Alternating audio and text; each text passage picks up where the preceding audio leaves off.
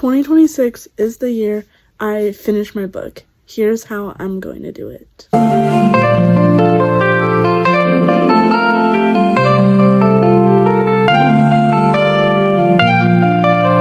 Hello everyone, welcome back to my channel.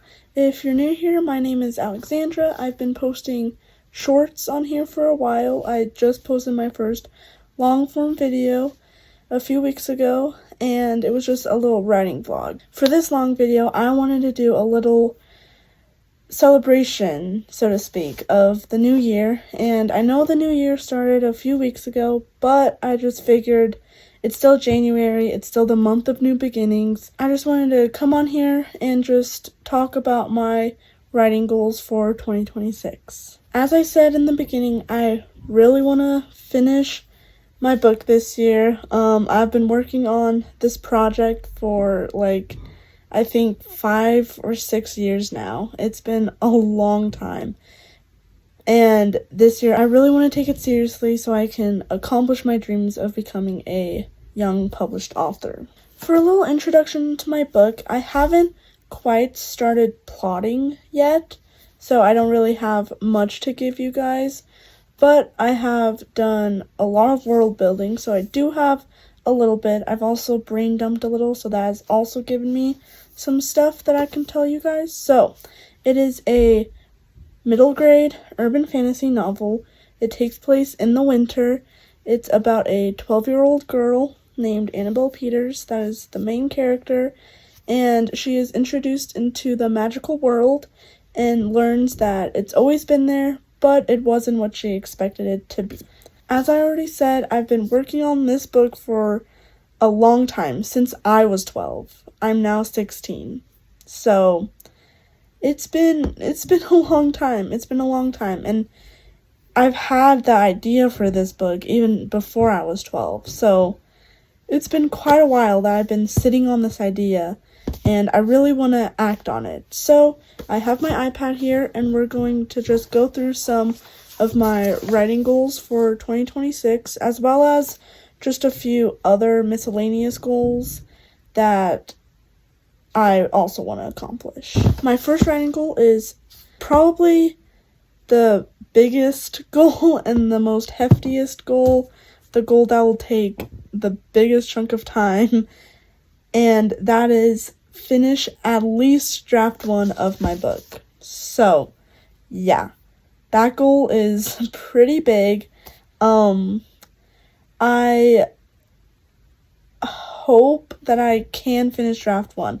I put here, I bolded it, at least draft 1, because obviously, being a wishful thinker, I want to get more than draft 1, so I can publish this book soon.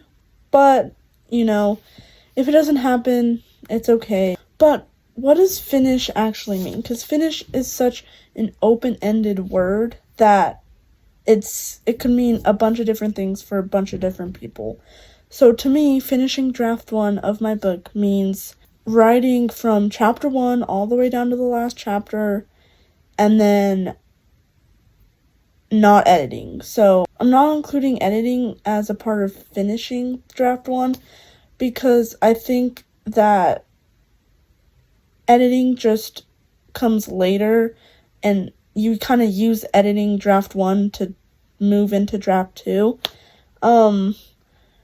But some ways I'm going to accomplish this goal is I am starting to already outline my book. So I've done brainstorming, I've done world building. Now I just have to really just dive into the actual outlining part and plot the novel. And I hope to get that all done by the summer so I can start writing draft 1 in the summer, because I'm in high school right now. I'm a sophomore, so my year is pretty heavy on me right now. I have one really hard class, and it's a lot right now. So I figured that just doing this plotting in the beginning of the year will then help me when I do have more free time in the summer to just write it. So that kind of takes me into my next goal, which is set up a writing schedule. So that to me means just planning out the days when I do have time to write. And right now, like I said, with just how my school year is going, I do not have time to write during the week. So that's like Monday through Friday. Well, really Monday through Thursday, I don't have time. And I have to accept that and just accept that, like, that's how my school year is going. So I really don't have time to write besides on Fridays and not really Sundays, because Sundays is when I make all my YouTube shorts for the week. So I just pre-record those and then schedule them to go up. So Sundays are when I do those. Sometimes I do it on Saturdays, but not a lot of the time. So I still have a good amount of Friday and Saturday to get writing done. So my writing schedule will be based around those days. So I want to say that on Friday, I'm going to focus on this section of outlining. And then on Saturday, I'll do another part of that section, or if I finish that section, I'll move on to something else. So right now I'm doing world building, and I'm just looking up pictures on Pinterest right now. That is actually a pretty chill thing that I can do during the week. So that's been really nice to just do when I get home from school, because I just have to scroll on Pinterest for a while. But right now I'm doing that, and then I want to move into, I haven't decided if I want to do characters or plotting. I think I'm going to go with characters. So I'll say, like, hey, on Friday I'm going to do this character, or on Saturday I'll do this next character, or finish up that character, if that makes sense. So I do have this little Percy Jackson planner that I got at Barnes & Noble like a few years ago. But it has these little like tabs that I thought I could like use to kind of organize the days that I want to write. So I can use these for like months. So like this one would be the first 2 months. This one would be the second 2 months of the year, because there's not 12, there's 6. So it would be like 2 months per little tab, which is fine. And I think that just keeping it organized like this and just keeping the schedule written out for me to see will help me actually achieve it. And it will help me remember what I accomplished one day, because I have a lot to remember right now. So it will be good just to write it down. So I hope this will help me. And along with this takes me into my next goal. With the planner, I hope that will help me accomplish my other goal, which is also kind of a big goal, but not really. And that's right when I actually have time. So I am a victim of doom scrolling. I think a lot of us are. Especially as a teenager, I feel like it's very easy to get wrapped into Instagram Reels and a bunch of stuff. So I want to make sure that I am mapping out my free time for writing. So with the planner, I can map out, like, on Friday when I have this free time, I can do this. And then on Saturday when I have this free time, I can do this. Instead of just scrolling on Instagram Reels constantly and just not really getting anything done. So that's definitely where the planner is going to play a big role, I think. And I hope that it will help me stop doom scrolling and be more productive when I actually have time to be productive.